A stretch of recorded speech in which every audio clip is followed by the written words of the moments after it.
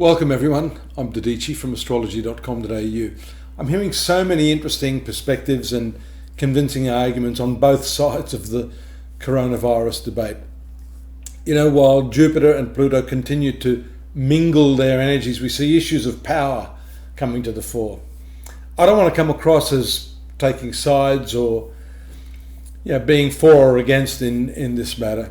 My job as an astrologer is to simply look as impartially as possible at what the planetary combinations in any given moment indicate. You know, there's a language in the planetary movements. If astrology is anything, it's the language of life and how it plays out. This language describes the process of karma and how at any given moment in time that perfect universal law is expressed through those planetary transits. Yes, even this tragic epidemic is part of that law. The combined influence of Jupiter and Pluto is paramount right now, and it's traditionally considered a power combo el primo. Look at Jupiter's debilitation, however. A planet's debilitation disempowers it. It's like a reverse tarot card. It sort of inverts the meaning. The inherent goodness of that power, its goodwill and generosity, is inverted. Its proximity to Pluto inverts that power. There's no doubt that this has to do with governments and what is, I suppose, its perfect description, plutocracy. I can't say what form this will take precisely. Astrologically, what I can say is that this will play out at a government level, and it is, especially according to those who believe in the conspiracies and that sort of thing. Of course, this is going to be corruption based on greed. It's a race by scientists of different countries to secure the gold medal of medical Olympics right this moment by finding that magic vaccine. And given the number of vaccinations, likely it's a massively big gold medal, right? It's a lucrative market commercially. This is just one possible manifestation of that Jupiter-Pluto combination. Later I'm going to be talking a little bit about the biomagnetic pollution. This is related to the personal manifestation of the Jupiter and Pluto energy. Don't forget to read that, which I've written up here for you at the bottom of the article. It really is the most important part of what I'm trying to get across to you right now. You know, I'm quite a bit older than many of you, and I've been through many winters. I've seen so many influenzas come and go. I remember getting really sick myself once coming back from the US many years back. I couldn't get out of bed for 5 days, so I can only imagine what it's like for people suffering this fatal problem with their lungs. It's like drowning in your own fluids. Now, as far as the coronavirus is concerned, I don't know if it's natural. I don't know if, as some people are asserting, it's militarily manufactured, but I do know this. Nearby here in the hospital in the Philippines, 23 doctors have dropped down dead. That's a total of over 250 healthcare workers who are also very ill right now. I've got some friends who've been ill and one that almost died. Now, what about the social ramifications of this? Going back, I never recall 20 doctors dying in a 2-week period. It's not a made-up number. Families of those dead people are grieving here right now. That's never happened in my life, and probably not in yours, where we've seen such a catastrophe like this. Do you remember the Spanish flu? Well, you believe it happened, I presume. You know why 65 million people died. That's the number that's estimated. But they think it could go as high as 100 million. Well, that's because they didn't implement the extreme social measures that are being enacted now. And yes, the measures seem cruel to a lot. But what's the point of studying history, biology, virology, medicine if we continue to ignore what that history teaches us? There are 12 million people here in Manila and Quezon City who have no food right now. They're in lockdown, like most of us, only they don't have any sort of medical or social safety net, no welfare net. They're on the breadline. They're starving. And right now, they're starting to get really, really pissed off. Social consequences of this are like a pressure cooker. Both sides are vehemently arguing the case. One side is saying we should allow people out so that their liberties aren't infringed upon. Then the others are saying that we should be totally responsible and curtail some of the comforts of life for the good of the larger population. This really is a question of the better of two evils. So to all of those who want the restrictions lifted, here's a question for you. What's the alternative plan? Let's assume you're right and we shouldn't have our liberties trampled on. How do you deal with this emergency? As I said earlier, the astrologer must stand impartially in the middle. Like Spain, during that First World War, it remained neutral. It copped a walloping, I'm sure, like many middle standers like me. It was one of the few nations which spoke the truth through its media, unlike the warring countries whose media feared a backlash if the truth of the situation were actually known. Is that the case now? I don't know. The social consequences of this are like a pressure cooker, though. Both sides are vehemently arguing the case. Now, let me tell you about Mercury, Neptune, and deception in the media. Mercury's just passed the deceptive conjunction of Neptune. That's taken place in the 11th house of Aquarius in the natural zodiac. Aquarius stands for the group. It's a human sign and a representation of society as a unit, the group consciousness. There's no doubt from the conjunction that communication, which is ruled by the 3rd house and Mercury, and being in that connection with the 12th house Pisces and Neptune, its ruler, that misinformation is at tsunami proportions. That information's coming at everyone from all angles. And the sun, which is the natural significator of governing and governments, and the ruler, is also found to be in the 12th house at the moment of me sharing this with you. Whatever numbers we're seeing at the moment are more likely a massive underestimation. That's the intuition I get from the chart. And I'll tell you why I say that too. In many countries, including the US, there's no universal health care. It costs a lot of money to go to the doctor, to have tests, see specialists, and God Almighty, if you have to go and spend time in a hospital bed, the cost is exorbitant. I see a lot of poverty where I am. Even if the people here in the third world country aren't feeling well and have some money, it will be primarily spent on feeding their 3 or 4 fatherless children, rather than racing off to the hospital to spend their little money on those tests. They have to make do with the little that they have. They want to stretch that as far as they can. For that reason, there must be millions of impoverished people here and around the world suffering from this virus who haven't yet been tested or acknowledged as having been infected. That's a problem. This is what I'm seeing, and this is what's really terribly frightening in terms of the so-called numbers. I can't even start to imagine how many sick people are sitting at home, say in India.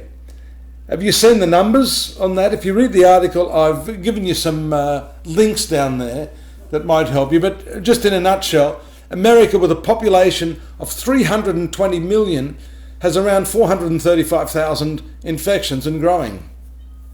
India, on the other hand, with a population of 1.3 billion, get ready for it, 5,546 infections. In other words, a country with a quarter of the population, right, has 58,000 times the number of infections. That's the US, a first world country with all the most modern appliances, high-speed internet, air conditioning, best scientific and medical minds on our planet. That's the number. Look, I don't claim to have the answers for all of this. I'm just looking at the charts and also the statistics, what's being offered out there in the melting pot of media and opinion. That's all I've got to go by globally, like anyone else. Locally, I can see what's happening, and there's obviously a problem. My posts now are more along the lines of questioning. apart from any news or information we're receiving outside ourselves, I think it's a good idea to rely on a thing that, for the most part, has fallen by the wayside over the past few years. And you know what that is? That's called common sense. Apart from any news or information, until you have more information, it's difficult to make an honest assessment. That makes it all the more difficult when no one knows whether the news, the so-called facts, the statistics and other information with this or any other news item is factual or fabricated, i.e. fake news. Now, I want to come to the important part of this discussion, and that is biomagnetic pollution, as I call it. We've seen how the plutocratic energies of Jupiter and Pluto come together and affect everyone on a societal and political level. We also see how that energy corrupts, especially when these planets are in proximity with each other. On a personal level, this combination of Jupiter and Pluto is about asserting your own power. But how are you doing that? I've given you a link there on finding out a little bit more about biomagnetic pollution. I thought I'd coined it, but actually there's obviously something on it out there. I had a look at it here, so let me rephrase that. A term that I like, even though I thought I'd coined it, I didn't. There you go, there's a bit of true news for you. Jupiter's debilitation is unfortunate and it tends to make you pessimistic. How many people have you seen depressed lately? I even heard today of a few people that want to commit suicide because they're in lockdown. You look at the worst case scenario of the situation, and that's because Jupiter is the largest planet.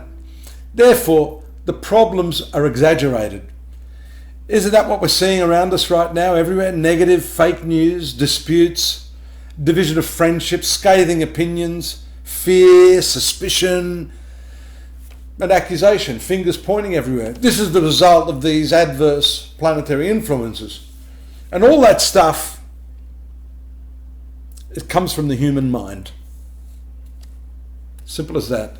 That additional hard aspect of Saturn and Pluto, and now the square or the right angle to the Sun in its transit to all of these planets, is a pretty harrowing sort of celestial event. It's obvious that the social and economic consequences of the virus are going to be worse than the virus itself. I think we're all starting to see that. The manipulation of power and abuse of people is always much easier when the masses are at a disadvantage, as they are right now, diseased, weak, hungry, feeling disempowered. And if history is anything to go by, and we're going to believe that it repeats itself, then the disenfranchisement of the masses is what leads to those mass uprisings, right? I think it will.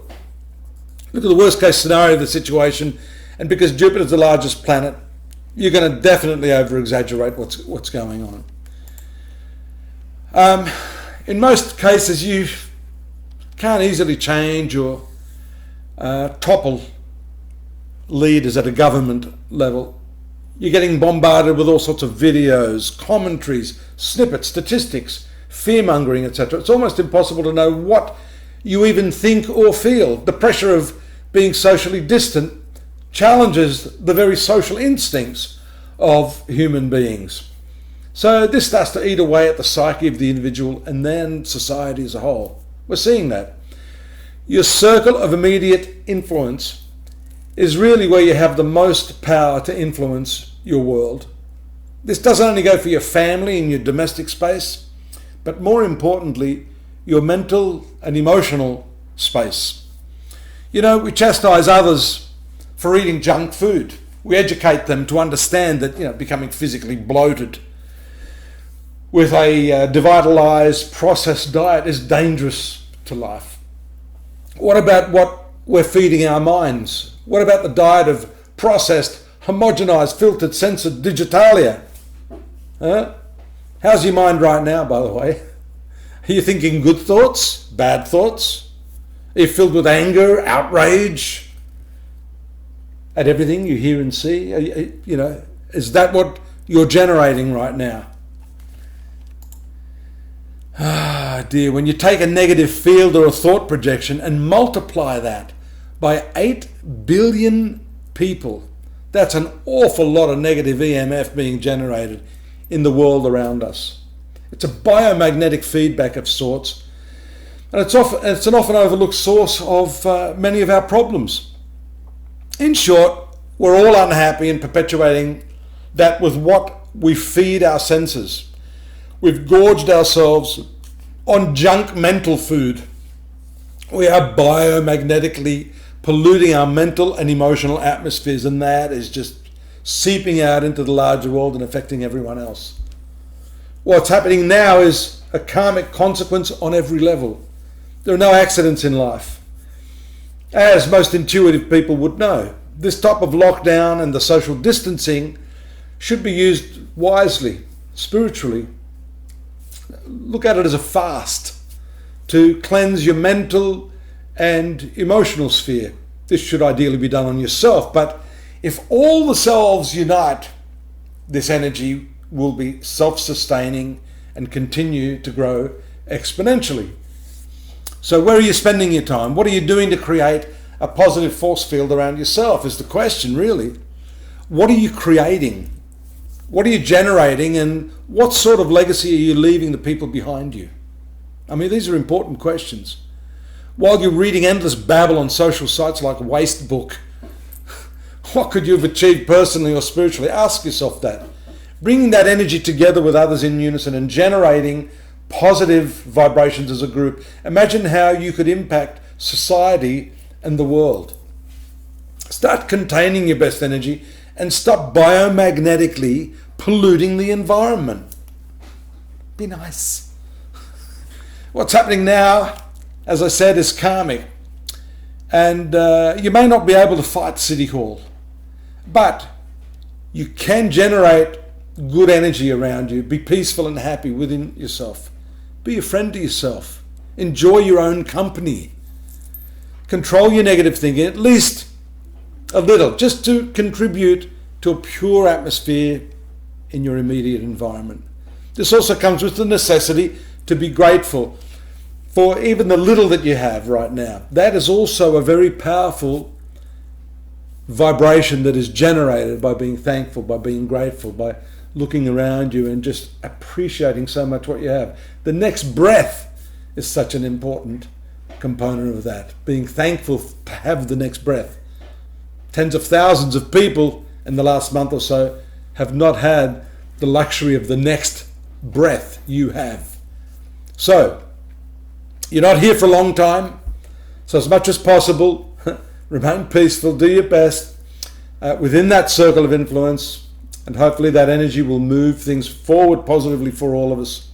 Remember, we're all in this together. Join me at astrology.com.au. I'll be back for more. Take care. Generate nice vibes. Be happy with yourself. Enjoy your own company, and I'll see you soon. Bye-bye.